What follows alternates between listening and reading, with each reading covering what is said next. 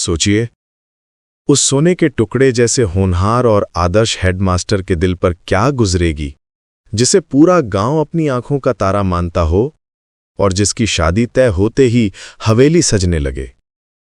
पर शादी के ठीक उसी पावन दिन कलकत्ता से आया एक अजनबी चाचा उसके अतीत का एक ऐसा खौफनाक और घिनौना सच उजागर कर दे कि भरी महफिल में गूंजती शहनाई पल भर मौत के सन्नाटे में बदल जाए।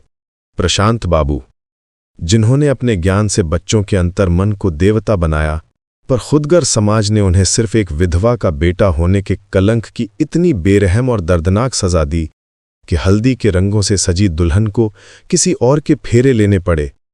प्रकृति के अमर शिल्पी विभूति भूषण बंध्योपाध्याय की लिखी ये कालजयी रचना master Moshai, the tragedy of an ideal teacher, इंसानी पाखंड, सामाजिक रूढ़ियों और एक बेकसूर की आंखों के आंसू की एक ऐसी अमर दास्तान है जो आपके हृदय को भीतर तक झकझोर कर रख देगी। सुनिए डिजिटल नॉवेल वर्ल्ड की एक और अश्रुओं से सराबोर कर देने वाली पेशकश। तो फिर देर किस बात की, आइए सीधे रुख करते हैं बिष्णुपुर स्टेशन के उस पुराने पगडंडी वाले कच्चे रास्ते का, जहां पके हुए कटहल की सौंधी महक के बीच 7वीं जमात का निर्मल पहली बार कलकत्ता से उतरे अपने नए हेडमास्टर प्रशांत बाबू के चरणों की धूल अपने माथे से लगाने जा रहा है। प्रशांत बाबू की वे सारी बातें और उनसे जुड़ी यादें मेरे जहन में आज भी बिल्कुल साफ साफ जिंदा हैं। शायद उस दिन किसी त्योहार या बात की छुट्टी थी।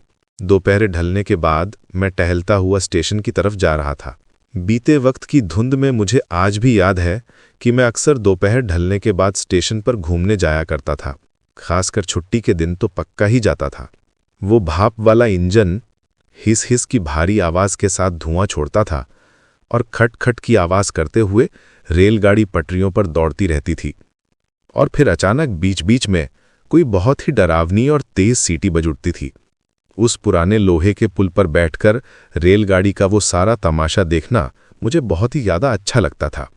उस दिन शाम घिरने में अभी काफी वक्त बाकी था। पश्चिम के आसमान में डूबता हुआ वो लाल सूरज मानो चारों तरफ गुलाल सा बिखेर कर पूरी हवा को रंगीन बना रहा था। दिन भर की भागदौड़ से थकी हारी इस दुनिया के चेहरे पर अब एक भारी सुस्ती और थकान के निशान साफ दिखाई देने लगे थे। ये पूरी की पूरी धरती धीरे धीरे एक गहरी और मीठी खामोशी की चादर ओढ़ रही थी। आसपास की उन घनी झाड़ियों के बीच से चिड़ियों के चहचहाने की वे मीठी मीठी आवाजें हवा में तैर कर मेरे कानों तक पहुंच रही थीं, और मैं उस पगडंडी वाले टेढ़े मेढ़े रास्ते पर पके हुए कटहल की उस तेज और मीठी महक से अपने मन को बहलाते हुए बहुत ही धीमी चाल से आगे बढ़ता जा रहा था। ठीक उसी वक्त कलकत्ता से आने वाली वो भारी भरकम रेलगाड़ी आकर प्लेटफॉर्म के किनारे खड़ी हो गई। इतना लंबा और थका देने वाला सफर तय करने के बाद वो रेलगाड़ी मानो किसी थके हुए इंसान की तरह जोर जोर से हाँफने लगी थी। उसे वहां बस कुछ ही मिनट के लिए आराम करने का हक मिला हुआ था, और उसी छोटे से पल भर के वक्त में सारे मुसाफिरों को गाड़ी से नीचे उतरने और ऊपर चढ़ने का भारी काम खत्म करना होता था। अपना वक्त पूरा होते ही वो रेलगाड़ी एक बार फिर अपने लंबे सफर पर आगे बढ़ गई।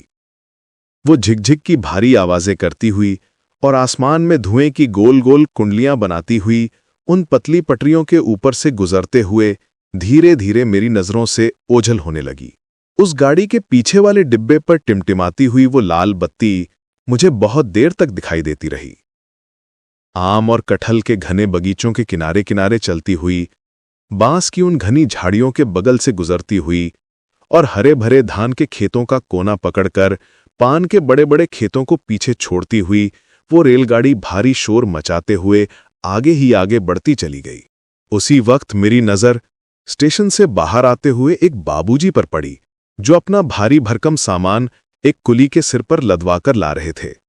वे देखने में बहुत ही रौबीले और सुंदर लग रहे थे, और उनकी उम्र कोई 30-35 साल की रही होगी। उनका रंग बिल्कुल गोरा था और आंखों पर सोने के फ्रेम वाला चश्मा चमक रहा था। मुझे पक्का यकीन था कि मैंने उन्हें इस गांव में पहले कभी नहीं देखा था। मैं भारी हैरत में डूबा हुआ बिना पलक झपकाए बस उन्हें ही देखे जा रहा था। तभी एक बहुत ही अचरज वाली बात हुई और वे बाबूजी खुद चलकर मेरे पास आए। उन्होंने बड़ी मीठी आवाज में मुझसे कहा, कि सुनो बेटा। उनका इतना मीठा लहजा सुनकर मेरा मन भारी सम्मान और इज्जत से भर गया। मैंने बहुत ही अदब से अपनी गर्दन झुकाकर कहा कि जी बाबूजी, कहिए। उन्होंने बहुत प्यार से पूछा कि बेटा, क्या तुम यहीं रहते हो? मैंने हामी भरते हुए कहा कि जी हां बाबूजी। फिर उन्होंने पूछा कि क्या तुम मुझे बता सकते हो कि यहां बिष्णुपुर हाई स्कूल किस तरफ है? मैंने चहकते हुए कहा कि अरे वो तो मेरा स्कूल है, आप मेरे साथ चलिए, मैं आपको वहीं ले चलता हूं।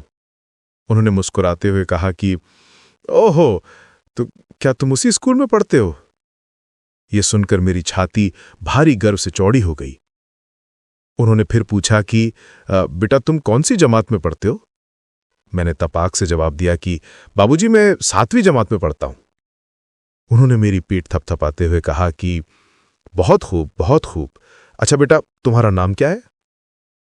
मैंने पूरा जोर लगाकर बहुत ही अदब से कहा कि बाबूजी, मेरा नाम श्रीमान निर्मल चंद्र चट्टोपाध्याय है।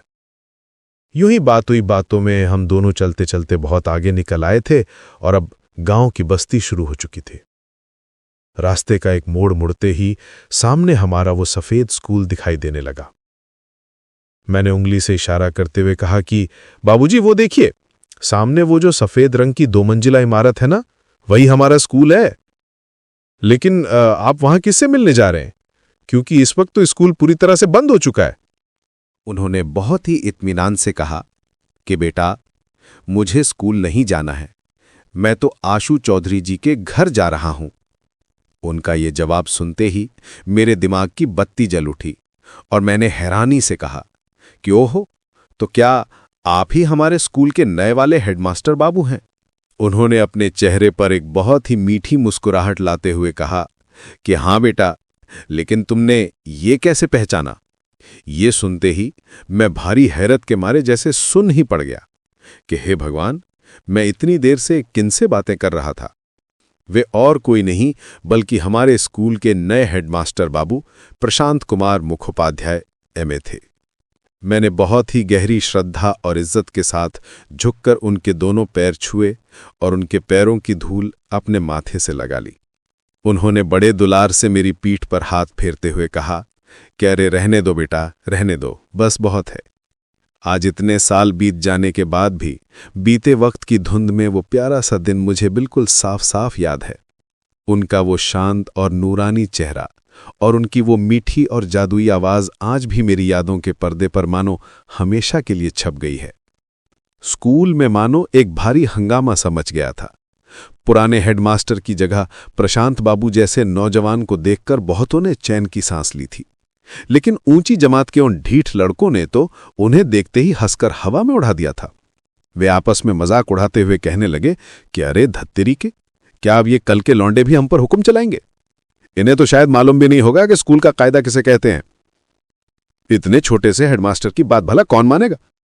क्यों रे बकेश्वर, तेरा क्या ख्याल है? बकेश्वर ने हवा में चुटकी बजाते हुए गरूर में कहा कि अरे जब हमने अवनी बाबू जैसे घाघ इंसान को धूल चटा दी थी तो फिर ये प्रशांत मुखोपाध्याय MA किस खेत की मूली हैं?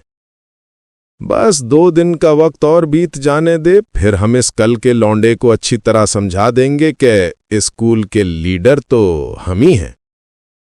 चल रे भोलानाथ, छोड़ इन सब बातों को और कोई गाना शुरू कर।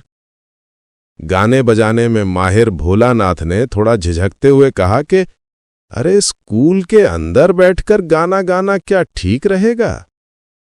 बकेश्वर ने झल्लाते हुए कहा क्या रे गधे, ये तो टिफिन का वक्त है, तो इसमें डरने वाली क्या बात है? तू तो बस वो वाला गाना शुरू कर दे के भूलना चाहूं तो भी भूल ना पाऊं। हार कर भोलानाथ ने अपना गला खोल ही दिया। गवैये के तौर पर स्कूल में उसका बड़ा नाम था। मैं बाहर खिड़की के सुराख से ये सारा तमाशा देख रहा था। हम छोटों को उस कमरे के अंदर जाने की मनाही थी, क्योंकि वो बड़ों का अड्डा था। गाना अपनी पूरी लय पर चढ़ने ही लगा था कि तभी हेडमास्टर बाबू बिना आहट के वहां आ खड़े हुए। भोलानाथ की आवाज ऐसे घुट गई मानो किसी ने उसका गला दबा दिया हो। उन बड़े लीडरों के चेहरे का रंग पूरी तरह उड़ गया था। उनकी सारी हेकड़ी पल भर में ठंडी हो गई थी। हेडमास्टर बाबू ने आगे बढ़कर भोलानाथ का कान पकड़ा और उसे खड़ा करके दोनों गालों पर जोरदार थप्पड़ जड़ दिए। उन्होंने कड़क आवाज में कहा कि सुन लो, ये कोई बाग बगीचा नहीं है। इसके बाद उन्होंने वहां बैठे बाकी लीडरों को भी एक एक तमाचा रसीद किया और वे जिस खामोशी से कमरे में आए थे उसी खामोशी से बाहर निकल गए। मार खाने के बाद उन लड़कों का खून खौलने लगा था। कोई बड़बड़ा रहा था कि वो सेक्रेटरी से शिकायत करेगा, तो कोई उन्हें सड़क पर मजा चखाने की बात कह रहा था। लेकिन सच कहूं तो अंदर से उनकी हवा इतनी निकल चुकी थी कि किसी की भी शिकायत करने या मजा चखाने की हिम्मत नहीं पड़ी। उल्टे सभी ने एक सुर में मान लिया कि नए हेडमास्टर बाबू सचमुच बहुत कड़क और भारी मिजाज वाले इंसान हैं। स्कूल का हर एक इंसान उनसे खौफ खाने लगा था। देखते ही देखते कुछ ही दिनों में पूरे गांव में एक आदर्श शिक्षक के तौर पर उनका नाम फैल गया। हर कोई दिल से उनकी इज्जत करने लगा था। वे छात्रों की मदद करने के लिए हर पल तैयार खड़े रहते थे। जो भी लड़का जब भी सवाल पूछता, वे उसी वक्त तसल्ली से जवाब देते थे। बच्चों की भलाई के लिए वे हमेशा बेकरार रहते थे। उनके अंदर रत्ती भर भी घमंड नहीं था। उनका चेहरा कभी मीठी हंसी से खिल उठता तो कभी भारी गंभीरता ओढ़ लेता था। वो पुरानी कहावत है ना कि वज्र की तरह कठोर और फूल की तरह मुलायम। हमारे हेडमास्टर बाबू बिल्कुल वैसे ही थे। लड़का कोई गलती करता तो वे कड़ी सजा देते थे, लेकिन कोई नेक काम करता तो वे उस पर अपनी जान छिड़कते थे। इस बात को बीते अभी कुछ ही महीने गुजरे थे कि अचानक पूरे गांव में खबर फैल गई कि नए हेडमास्टर बाबू शादी करने वाले हैं। और सबसे बड़ी हैरत की बात तो ये थी कि उनकी शादी मेरी ही अपनी चचेरी बहन उषा के साथ तय हो रही थी। उषा देखने में सचमुच किसी खिले हुए फूल की तरह बेहद नाजुक और खूबसूरत थी। वे दोनों साथ खड़े होते तो उनकी जोड़ी सचमुच बहुत प्यारी लगती। गांव के हारान चटर्जी ने बातों ही बातों में कहा कि अरे मुखोपाध्याय जी, इतने होनहार और सोने के टुकड़े जैसे मास्टर जी का बिना घर गृहस्थी के यूं ही भटकते रहना भला कहाँ शोभा देता है।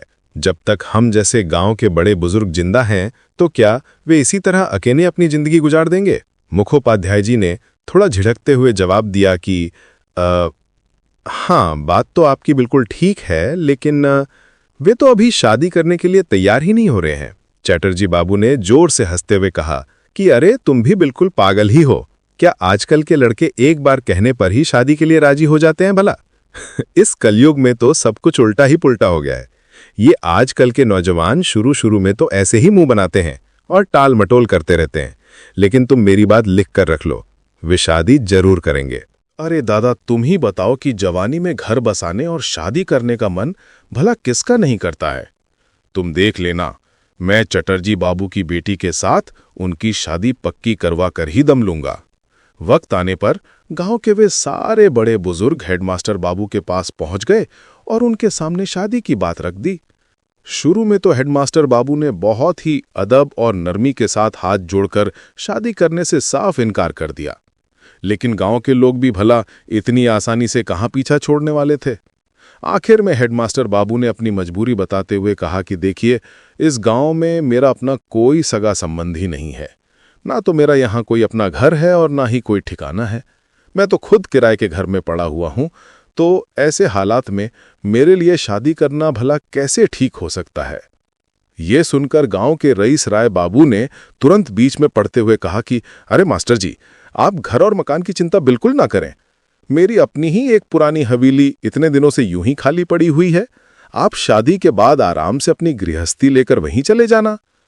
हेडमास्टर बाबू ने थोड़ी झिझक के साथ कहा कि बाबूजी, आप मुझे आज अपने घर में रहने देंगे और शायद कल भी रहने देंगे, लेकिन क्या कोई इंसान किसी दूसरे के घर में जिंदगी भर आसरा पा सकता है? राय बाबू ने समझाते हुए कहा कि अरे मास्टर जी, किसी को जिंदगी भर आसरा देने की ताकत भला किस इंसान में हो सकती है? आप बस इतना कर लेना कि हर महीने उस हवेली का थोड़ा बहुत जो भी किराया बने वो मुझे दे दिया करना, फिर तो कोई बात नहीं होगी ना। जब तक वो मकान वहां खड़ा है और जब तक आप इस गांव में नौकरी कर रहे हैं, आप बेखटके वहां रह सकते हैं। हेडमास्टर बाबू ने अपनी दूसरी उलझन सामने रखते हुए कहा कि बात सिर्फ घर की ही नहीं है। अगर मैं शादी करने के लिए मान भी जाऊं तो मेरी तरफ से शादी की रस्में निभाने और सब कुछ संभालने वाला यहां है ही कौन? राय बाबू ने सीना ठोक कर कहा कि आप उस बात की तो बिल्कुल भी फिक्र ना करें। मेरे घर की सारी औरतें वहां जाकर आपकी शादी का पूरा इंतजाम संभाल लेंगी। आपको तो बस मंडप में जाकर 7 फेरे लेने और बस बात खत्म। सच कहिए तो इसके बहाने आप एक गरीब बाप को अपनी बेटी की शादी की भारी चिंता से हमेशा के लिए पार लगा देंगे। गांव वालों की इन सारी बातों और दबाव के आगे आखिर मास्टर जी को हार कर शादी के लिए अपनी हामी भरनी ही पड़ी। एक दिन शाम होने से ठीक पहले वे हमारी उषा को देखने के लिए हमारे घर आए। पहली ही नज़र में उन्होंने उषा को पसंद कर लिया और उसी वक्त उनकी शादी की बात पूरी तरह से पक्की हो गई। उन्होंने उषा के हाथ में अपने नाम वाली एक सोने की अंगूठी पहनाकर उसे आशीर्वाद दिया। जैसे ही अंगूठी पहनाई गई, घर के अंदर से औरतों ने खुशी में शंख बजाना शुरू कर दिया और फिर चारों तरफ उल्लू की उन मीठी और शुभ आवाज़ों से पूरा घर गूंज उठा। हेडमास्टर बाबू हमें अंग्रेजी पढ़ाते थे। जब वे पहले दिन बहुत ही भारी और गंभीर चेहरा लिए हमारी जमात में आए तो मानो स्टेशन पर मिलने वाले उस सीधे सादे और हंसमुख प्रशांत बाबू का कहीं नामो निशानी नहीं बचा था। पूरे कमरे में ऐसी गहरी खामोशी छा गई थी कि अगर कोई जोर से सांस भी लेता तो उसकी आवाज भी साफ सुनाई दे जाती। उन्होंने हमारे हाथ से एक किताब ली और भारी आवाज में पूछा कि बच्चों, बताओ तुम्हारी कौन कौन सी कविताएं पूरी हो चुकी हैं। मैंने बहुत ही अदब से बताया कि बाबूजी, हमने VR7, लूसी ग्रे और द ब्लाइंड बॉय नाम की कविताएं पढ़ ली हैं। उन्होंने थोड़ा हैरत से पूछा कि अच्छा, क्या तुमने VR7 पढ़ ली है? तो जरा ये बताओ कि उसे किस महान कवि ने लिखा है। ये सुनते ही पूरी जमात के लड़कों ने एक साथ जोर से चीख कर जवाब दिया कि वो वर्ड्सवर्थ की लिखी हुई है। हेडमास्टर बाबू ने थोड़ा कड़क कर कहा कि सब एक साथ इस तरह शोर मत मचाओ और एक एक करके अपने जवाब दो। फिर उन्होंने पूछा कि अच्छा, ये बताओ कि तुम लोग वर्ड्सवर्थ के बारे में और क्या क्या बातें जानते हो। ये सुनते ही पूरे कमरे में सन्नाटा खिंच गया और किसी के भी मुंह से एक बोल तक नहीं फूटा। तभी उन्होंने अपनी उंगली से मेरी तरफ इशारा करते हुए कहा कि अच्छा, तुम ही खड़े होके बताओ। मैंने अपनी जगह पर खड़े होके बताया कि बाबूजी, वे कुदरत से बहुत गहरा प्यार करते थे और उनका पक्का यकीन था कि पेड़ पौधों और कुदरत में भी हमारी ही तरह जान होती है। ये सुनकर उन्होंने बहुत खुश होते हुए कहा कि बहुत खूब, बहुत खूब। फिर उन्होंने उस कविता की कुछ पंक्तियां दोहराईं जिसमें एक छोटी सी बच्ची ये जिद करती है कि अगर उसके 2 भाई बहन भगवान के पास स्वर्ग में चले गए हैं तो भी वे सब मिलकर 7 भाई बहन ही हैं। पंक्तियां सुनाने के बाद उन्होंने हमसे पूछा कि बच्चों, जरा बताओ इस बात का क्या मतलब है। बहुत से लड़कों ने अपने अपने हिसाब से उस बात का सीधा सा मतलब समझा दिया। तब उन्होंने जमात से दोबारा पूछा कि क्या कोई इस बात के पीछे छिपा हुआ कोई और गहरा राज भी जानता है। इस बार पूरी जमात खामोश रही और तब मैंने हिम्मत करके कहा कि बाबूजी, हमें बस यही सीधा सा मतलब ही सिखाया गया है। ये सुनकर उनके चेहरे पर एक बहुत ही मीठी सी मुस्कान खिल उठी।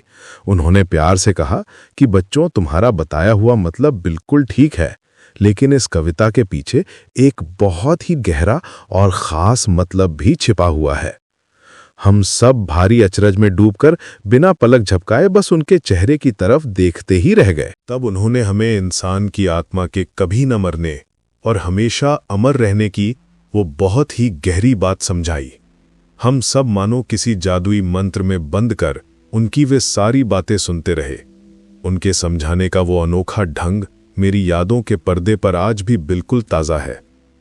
सब कुछ खत्म होने के बाद उन्होंने पूछा कि अच्छा, ये तो बताओ कि इस जमात में सबसे अव्वल आने वाला पहला लड़का कौन है। मैं अपनी जगह से उठकर खड़ा हो गया। मुझे देखते ही वे पहचान गए और उनके चेहरे पर खुशी झलक उठी।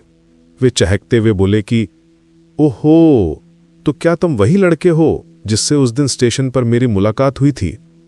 क्या तुम्हारा ही नाम श्रीमान निर्मल चंद्र चट्टोपाध्याय है?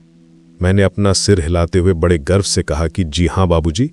उस दिन के बाद से मास्टर जी के साथ मेरा नाता बहुत ही गहरा हो गया। वे अक्सर छुट्टी के बाद मुझे अपने दफ्तर में बुला लेते और पढ़ने के लिए कितनी ही सुंदर किताबें देते थे। जो भी बात मेरी समझ में नहीं आती वे उसे न जाने कितनी बार और अलग अलग तरीकों से मुझे समझाते रहते थे। वे अक्सर हमसे कहते थे कि एक छात्र का सबसे बड़ा तप सिर्फ लगन से पढ़ाई करना है, लेकिन पढ़ाई का मतलब सिर्फ किताबों में सिर खपाना नहीं होता। असली पढ़ाई का मतलब है अपनी आंखों में जानने की भूख लेकर इस पूरी दुनिया को बहुत गहराई से देखना। उन्होंने हमें बताया कि किस तरह न्यूटन ने गिरते हुए सेब को देखकर जमीन की कशिश का पता लगाया था और गैल्वानी ने बिजली की ताकत पहचानी थी। उन्होंने ये भी सिखाया कि कैसे आर्किमिडीज ने पानी के टब में नहाते हुए विज्ञान का इतना बड़ा राज खोज निकाला था। वे कहते थे कि हमारे आसपास हर रोज न जाने कितनी ही अनोखी बातें घट रही हैं, लेकिन हम उन्हें सिर्फ अपनी साधारण आंखों से देखते हैं। हम उन चीजों पर पड़े हुए पर्दे को हटाकर उनके पीछे छिपे असली राज को समझ ही नहीं पाते। जिंदगी में कुछ बड़ा करना है तो तुम्हारे पास हर चीज को गहराई से देखने वाली एक पारखी आंख होनी चाहिए। हम सब भारी अचरज में डूबकर उनकी बातें सुनते रहते थे। वे कहते थे कि इस देश को तुम जैसे बच्चों से बहुत भारी उम्मीदें हैं। तुम्हारी जिंदगी इस मिट्टी के लिए न्यौछावर है और तुम्हें अपने काम से इस देश का नाम दुनिया में रोशन करना है। उन्होंने हमसे कसम खाने को कहा और हमने भी पूरे जोश के साथ देश का नाम रोशन करने की कसम खा ली। जो मास्टर जी पहले शादी के नाम से ही दूर भागते थे, सगाई पक्की होने के बाद उनके अंदर भी मानो एक नया ही जोश पैदा हो गया था। उन्होंने पानी की तरह पैसा बहाकर अपनी शादी के लिए बहुत ही शानदार इंतजाम करना शुरू कर दिया। पूरे गांव में इस शादी की भारी धूम मच गई और हमारा स्कूल भी 4 दिनों के लिए बंद कर दिया गया। हल्दी की रस्म से ठीक 1 दिन पहले कलकत्ता से शादी का सारा भारी भरकम सामान खरीद कर लाया गया। दुल्हन के पहनने के लिए 45 रुपयों की एक बहुत ही कीमती बनारसी साड़ी मंगवाई गई थी, जिसकी कीमत अगर आज के हिसाब से देखें तो कोई 30-40 हजार रुपयों से कम नहीं बैठेगी। कलकत्ते के किसी बहुत ही मशहूर सुनार की दुकान से भारी भारी गहने बनकर आए थे और फिर दूर दूर तक हवाओं में गूंजती हुई शहनाई की वो मीठी और मंगल आवाज बजने लगी। शादी की उस भव्य हल्दी की रस्म को देखकर गांव का हर एक इंसान हैरत से दांतों तले उंगली दबा रहा था। शादी का वो शुभ मुहूर्त गोधुली की उस सुहानी शाम का रखा गया था। बगल वाले गांव के रहने वाले हेमंत हाजरा ने दूल्हे को ले जाने के लिए अपनी वो शानदार मोटर गाड़ी भिजवा दी थी। दिन भर बैठकर उस मोटर गाड़ी को तरह तरह के ताजे फूलों से सजाया जा रहा था। हम बच्चों के दिल खुशी से उछले जा रहे थे और हम गांव के उस चंडी मंडप में बैठकर आपस में बहस लड़ा रहे थे कि दूल्हे वाले ज्यादा बड़े होते हैं या फिर दुल्हन वाले। ठीक उसी वक्त मैंने देखा कि हमारे स्कूल के सेक्रेटरी बाबू एक छोटे कद के और सांवले से दिखने वाले अजनबी आदमी को अपने साथ लेकर वहां आ पहुंचे। सेक्रेटरी बाबू का चेहरा बहुत ही गंभीर और भारी चिंता में डूबा हुआ लग रहा था। उन्होंने मुझे देखते ही कहा कि बेटा निर्मल, जरा दौड़कर अपने पिताजी को तो यहां बुला लाओ। मैंने तुरंत दौड़कर अपने पिताजी को बुला दिया। सेक्रेटरी बाबू ने बहुत ही भारी आवाज में कहा कि घोष्टो बाबू, जरा ध्यान से सुनिए कि कलकत्ता से आए हुए ये बाबूजी क्या कह रहे हैं। मेरे पिताजी ने घबराते हुए पूछा कि क्या बात है, सब कुछ ठीक तो है ना? सेक्रेटरी बाबू ने हाथ से इशारा करते हुए कहा कि आप जरा इधर आइए, आप सतीश बाबू के मुंह से ही ये सारी बात सुन लीजिए। सतीश बाबू यानी वही अजनबी और सांवले से बाबू के चेहरे पर एक अजीब सी हल्की सी मुस्कान तैर गई। मेरे पिताजी का दिल जोर से धड़कने लगा और वे घबराते हुए उनके पास पहुंचे। उन तीनों ने आपस में फुसफुसाते हुए न जाने क्या क्या बातें की। वे बातें सुनते ही मेरे पिताजी के चेहरे का रंग पूरी तरह उड़ गया और उनका चेहरा सूख कर कांटा हो गया। उसी वक्त मेरे चाचा जी को भी वहां बुलाया गया। सारी बात सुनते ही चाचा जी तो भारी सदमे में अपना सिर पकड़कर वहीं जमीन पर बैठ गए। तभी घर के अंदर से औरतों के जोर जोर से रोने और चीखने चिल्लाने की दिल चीर देने वाली आवाजें आने लगी।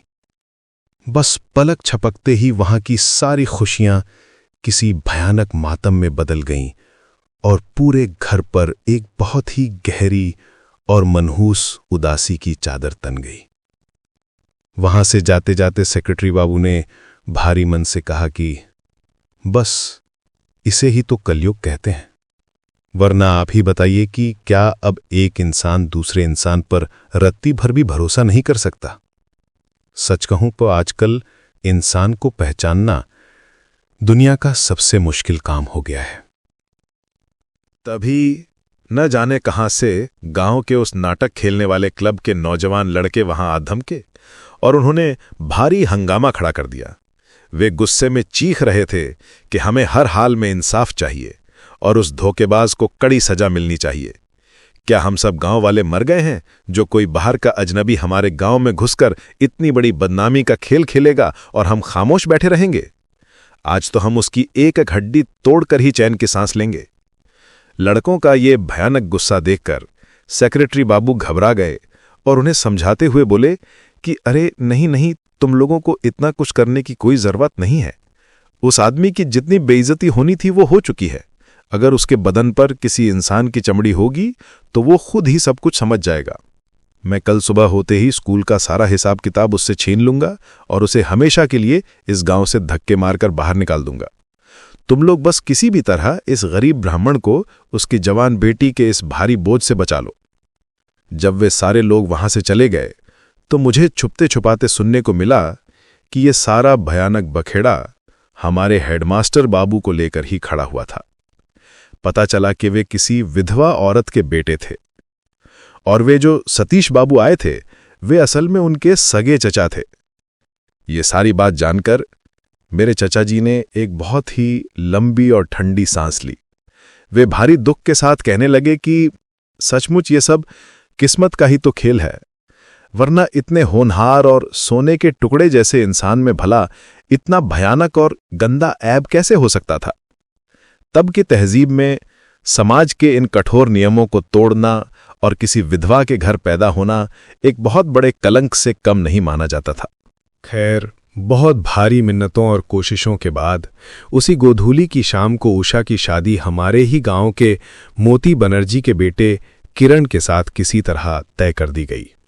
किरण उस वक्त कॉलेज के दूसरे साल में पढ़ता था। जो भी हो, मुझे उस शादी में रत्ती भर भी खुशी महसूस नहीं हुई।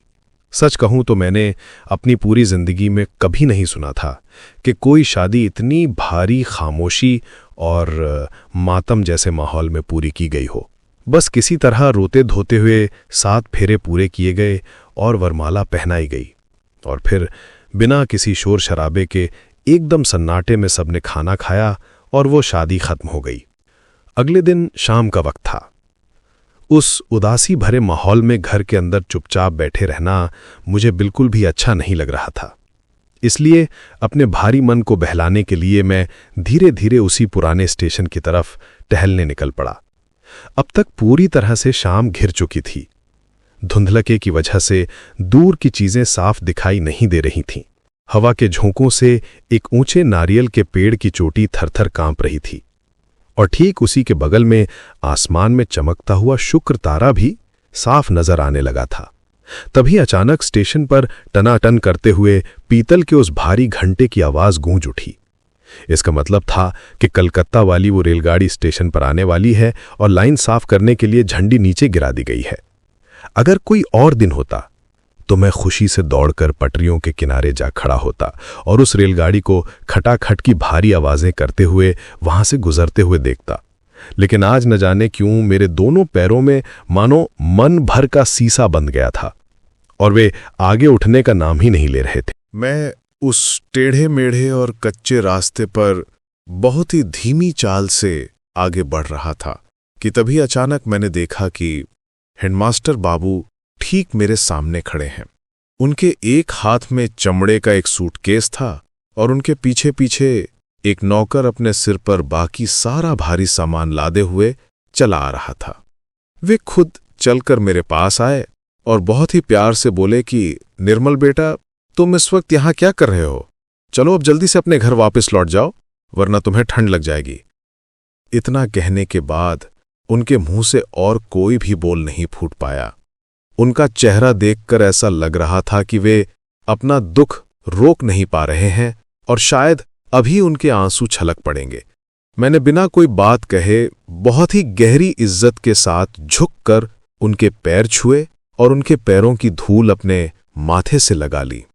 उन्होंने बहुत ही दुलार से मेरी पीठ को 2-3 बार थपथपाया और एक बहुत ही फीकी सी मुस्कान के साथ रुंधे हुए गले से बस इतना ही कहा कि बहुत खूब, बहुत खूब।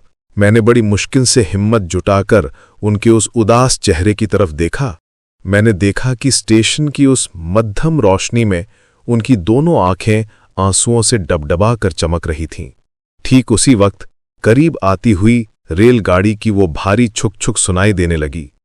आवाज सुनते ही वे बहुत तेज कदमों से प्लेटफॉर्म की तरफ बढ़ गए और जाते जाते बस इतना कह गए कि बेटा, अब यहां और ज्यादा देर तक मत रुकना, क्योंकि हवा बहुत ही तेज और ठंडी चल रही है। वो भारी भरकम रेलगाड़ी वहां मुश्किल से कुछ ही मिनटों के लिए रुकी और उसी पल भर के वक्त में मुसाफिरों का उतरना और चढ़ना खत्म हो गया। इंजन ने एक लंबी सीटी मारी और वो रेलगाड़ी भारी शोर मचाती हुई हमेशा के लिए वहां से दूर, बहुत दूर चली गई। तभी अंधेरे आसमान में अपने डरावने पंखों को फड़फड़ाता हुआ एक उल्लू मेरे सिर के ठीक ऊपर से उड़कर गुजरा।